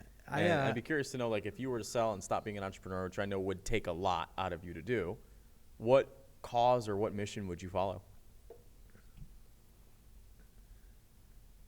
I would definitely consult businesses, probably agencies for the most part. I would take a small portfolio and work with them. Selling the business, I think we're just getting started. So people approach me all the time. They want to, invest in impact, buy part of impact. For whatever reason, agencies are very, very hot right now. So I get probably 3 or 4 emails a week. I ignored them all. What if someone was like, I want to give you $500 million? Yeah, they wouldn't. They'd see our financials the last couple of years and be like, all right. Never mind, 10 million. Yeah. Our financials are going to be a lot better moving forward, but we were reinvesting, like I told you, the certified coaching program and Impact Plus was a lot to bite off, and that was tough. I I think we have a lot of runway. I wouldn't be surprised if this was a $25 million business next 3 to 5 years. I think we have, we look at, again, our comp companies, and I list them all off before. They've all achieved it. Why can't we? Which is another very Bob thing I've said over and over again. If Lifestyle can do it back in the day with the web design company, why can't we? Sure. If these other HubSpot gold partners at the time could do it, why can't we? Sure. So I'm looking at EOS, StoryBrand, Great Game of Business, Manifestation. if they can do it, why can't we? What do they have that we don't? Nothing. Right. Nothing. We have just as smart people. Right. We have just a greater product, Sure. if not a better product. And the only thing that's going to stop us is us. Right. And that's, that's the competition side of me, I guess. Yeah, no, that's fully understood. Yeah. So still, what would you sell for? I don't know. If somebody came around and said 100 million, I think I'd be open to that, but we'll see. We'll see. Oh, cool. I do think selling at some point might be the end game, Sure. but we're just not ready for that. There's just too much we want to do before we get to that point. Got it. $100 million hits your bank account. What are you doing every day? Well, it won't go to me. But if it did, Yeah. if you sold, what would you do every day? And that's not consulting agencies. I would definitely take a year off. Got it. Because Tom from MySpace took $500 million and he's never decided to work ever again. Yeah, well, with that kind of money, you never have to work again. I would have to. I mean, I'm not ready to retire. Sure. Yeah, I would take a year off. I would travel. I would read, and I would get really bored, and I'd be already working on something. You'd stumble across something. Yeah. I don't know if I'd go work for anybody. I had an offer once to go work for somebody. It's like Sell Impact and go work for them, and I couldn't do it. It was a great opportunity, Sure. but that wasn't for me. But yeah, I would probably just coach businesses, find some causes I'm really passionate about, and the world can be totally different. There might be something I'm like, wow. If anyone wants to start a business right now, if you sold a business, my best advice would be and I heard this off Shark Tank, but I love it. Find a problem in the world and solve that problem. Okay. And make that your mission, make that your purpose, and go all in on solving that problem. And that's how you really build a great business, because there's a purpose there. If it's your heart's in it, your soul's in it. You can find other people that share that same passion, that purpose. Sure, you got to pay them a fair market wage, but they're going to give that extra energy, that extra effort, because they believe so much in that cause. So, 3 years from now, if there's something I'm really, really passionate about, I might go try to solve a big problem in the world. And that might be where I go. But my big passion right now is conversations like this. Sure. And I told you before this, there's nothing that's off limits. I might have all the answers, but you can ask me anything, and I'm always going to answer it. And anyone that's watching this, growing an agency, going through this journey, because this journey sucks. Running an agency is grueling. Very, very, very tough job. Margins are tough, clients are tough, employees are tough. There's a lot of pretenders and divas in this field. There's a lot of fake aspirations in this field. No one wants to talk about their failures. Everyone wants to think oh, I've never screwed up. Look at my Rolex. Look at my great car. It's a very, very tough industry. And but my passion is really just helping anybody in this space. And so I would always do that. But yeah, I would probably, if there's something else I'm really passionate about, that's where my time would go. Got it. To the Rolex and the car thing. Yeah. What do you spend a lot of your personal finances on? I pay myself a decent salary. I probably should pay myself more. I have a house. I have an expensive girlfriend. I save. I put a lot of money into stocks. I max. How are those doing? Not good right now. But hey, listen, I'm not day trading. I try to do Bear. buy and hold. Yeah.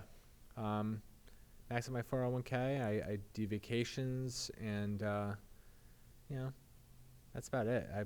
Pretty simple. Do you drive a fancy car? I have a Tesla. Okay. It's the Model fun. S outside? Yeah, it's fun. What do you? I'm getting one soon. Yeah, good. And why do you say good? I'm curious to know. It's an incredible car. Really? Oh yeah, it's so much fun. Will you ever go back to gas? No. I don't know if I'll ever go back to gas, but there'd have to be something much more awesome than a Tesla for me to leave a Tesla. Do you think Tesla is the electric car? Because a lot of competitors, of course, are trying to race to get to where Tesla is. Do you think that's the brand? It could be. There's no guarantees. I'm sure it's very competitive, and I know Ford's doing a lot of cool stuff. There's a lot of other competitors coming up trying to be the next Tesla or better than Tesla. But would you switch? I don't know. Okay. I don't know. You know, it's a good question. I say, would you switch? And my mind immediately goes to, I think about Spotify. I've had my Spotify now for almost 10 years. And I would never switch from Spotify to Apple Music or anything else because I have so many playlists Already saved. that I've created and You're I've invested. saved. I'm invested. So if I switch, I would lose all my playlists. I don't want to do that. I might as well just keep paying my $9.99 a month to Spotify. You know what that's called? That's the sunk cost fallacy. I'm sure. Where you're like, you've invested so much, you just aren't going to switch. I'm hooked. Yeah. I've read the book Hooked. I've never read that book. That's a good book. Who's it by? Near IL. Okay. Hooked. You have so much invested where it's like, even if it makes more sense, you still don't switch. You still don't switch. Interesting. HubSpot's the same way. It's very, very painful to switch from your CRM from HubSpot to Salesforce. I hate Salesforce. And vice versa. I don't even understand it. Yeah, that's hard to do. But once you're invested in HubSpot and you're using it the right way, you're never going to switch. I don't know if Tesla has that yet. And I'm not sure if any auto has that yet, but you're so invested that it's hard to switch. I know Toyota says that all the time, like in their commercials, like my Toyota, and they show like hand-me-down, like a Toyota that's 10 years old.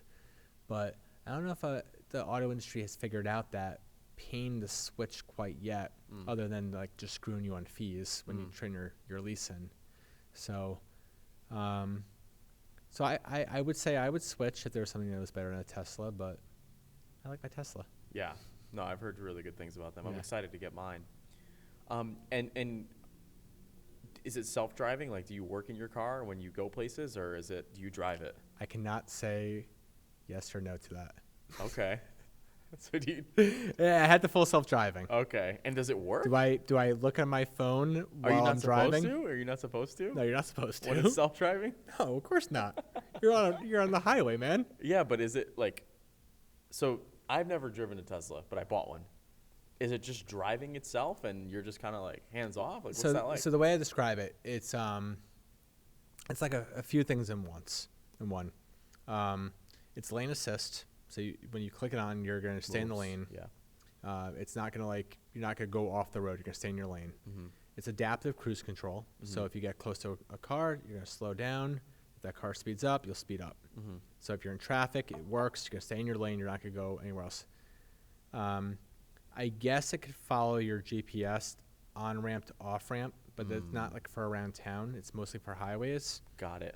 If you are in full self-drive and you click the blinker on, it will switch lanes if it's safe to switch lanes. Got it. That's it. So it's kind of like done with you. Yeah, It's not really done done with for you. If you are driving in self-driving and your hands are on the wheel for a period of time, like if I'm texting, which I never do. I'm sure you don't. If you're texting, your hands are on the wheel, it'll start flashing on the dashboard, like pay attention to me. And it'll start beeping, like pay attention to me. You gotta touch the wheel, give it a little like jiggle, and then you'll be fine. So it really does force you to pay attention. You're right. It's more about assisting than anything. Than doing it for you. Yeah. So it's not completely autonomous. no, it's and there are like 5 levels of autonomous self-driving cars, and I've been in one that's completely full autonomous. A Tesla? Not a Tesla. It was out in Vegas. Okay. It was like active. Okay.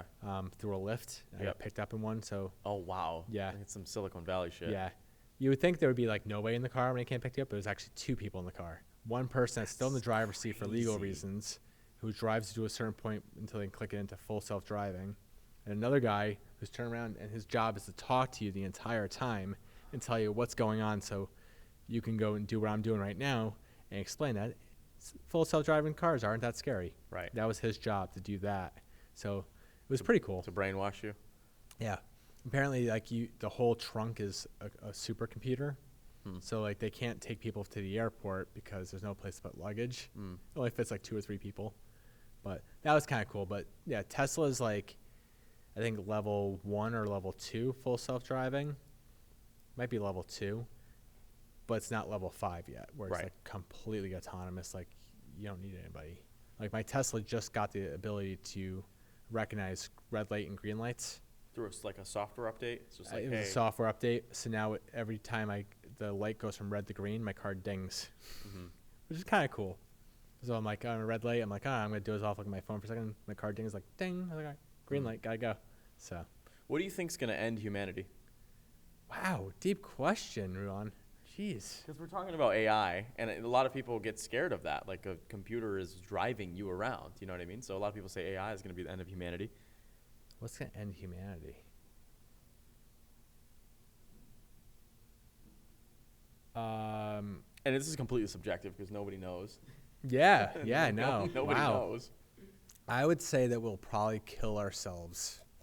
Some knucklehead will detonate some kind of weapon. Is that Elon Musk? I don't know. His bloodline? I don't know. I think some knucklehead will probably like kill everybody in the planet at some point. But I don't know.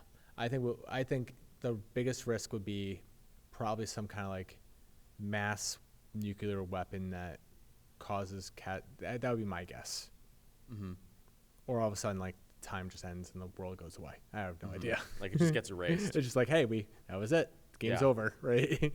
Are you into that like metaverse stuff at all, or have you been researching that? A little bit, but I don't know as much as I should at this point. Yeah, I'm gonna do more research into it. Okay. Yeah. All right. Well, Bob, thank you. Yeah, I dude. appreciate it. Cheers. Cheers. This has This been was a fun. great conversation. Have you ever had bourbon while you did one of these podcast episodes? Nope. I've Probably only. good. This one's really good, right? I love this bourbon. Yeah, it's very good. I mean, I Smooth. love all alcohol. It's just Brazilian, dude. So Yeah, I'm a fan. everything from alcohol, like you mentioned, like beer. Yeah. I just don't do beer because I get like really bloated. Well, you said bourbon, so I brought a bottle of bourbon. That's great. So I'm in a bourbon of the month club. It's called Pour More. Again, I have no relationship with them. I'm just a fan plugging a product. Wait, what is the bourbon of the month club? They send a full bottle of bourbon Every month to your door. every month to your house. different type. Different types. And this is what I got this month.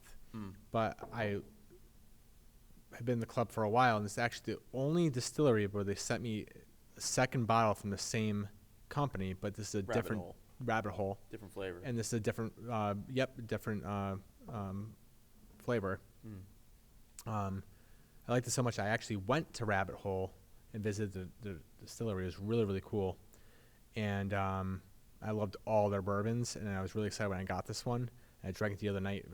You saw how much we did all this. We did some damage today. But I drank that much by myself the other night, and I was like, they just have a different process for the way they make their bourbon, and it's so good. It's clean. Yeah, It's very clean. it's very smooth. Yeah. Yeah. Paul, any questions?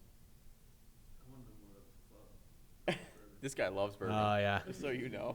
yeah. Send us a link. Pour more. Yeah, pour more. It's so good.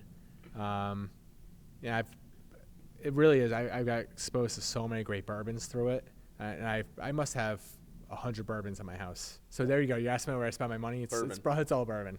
Yeah. Interesting. Yeah. A couple bottles of Pappy. Got some Wellers. But then I have some of them not super expensive. They're just really, really good. And I put all the rabbit holes in that category. Why do you drink? Why not? We just drink. All right. It is really a hobby of mine. I think micro beers, fine wines, and bourbons, those three are a hobby of mine. I really do like going on distillery tours and learning about them. Yeah. Or going to breweries and learning about the beers and the process and trying different ones. You know, I would say it is my favorite social thing. Like, I'm glad we're having a drink while we're having this conversation. Like, this is heaven to me, right? Just like sitting here, having a great conversation about things we're passionate about, which you and I share a lot of the same passions over a drink. Like, to me, that's the best. That's, I think that's what it was intended for. yeah. What would you say, Dave?